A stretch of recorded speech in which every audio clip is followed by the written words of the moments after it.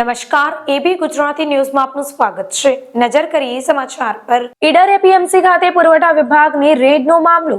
આખી રાત દરમિયાન ચાલેલી કામગીરીમાં લાખોનો મુદ્દામાલ જપ્ત કરાયો છે। માર્કેટ યાર્ડના ગોડાઉનોમાં છેલ્લા 12 કલાક કરતા વધુ સમયથી સર્ચ ઓપરેશન ચાલી રહ્યું છે। એપીએમસી માર્કેટ યાર્ડમાં ચાલતો ચોખાનો કાળો કારોબાર ઝડપાયો। કહી શકાય કે મોટી માત્રામાં શંકાસ્પદ સરકારી જથ્થો મળી આવતા માર્કેટ યાર્ડના ચેરમેન સહિત સંચાલન સામે અનેક સવાલો ઉઠ્યા છે। બનાસકાંઠાના દાંતા બાદ સાબરકાંઠાના ઈડર એપીએમસી સુધી તપાસનો રેલો વેલાયો છે। શનિવાર મોડી રાત્રેથી સાબરકાંઠા, બનાસકાંઠા જિલ્લા સહિતના ગાંધીનગર પુરવઠા વિભાગની ટીમો સર્ચમાં લાગી હતી।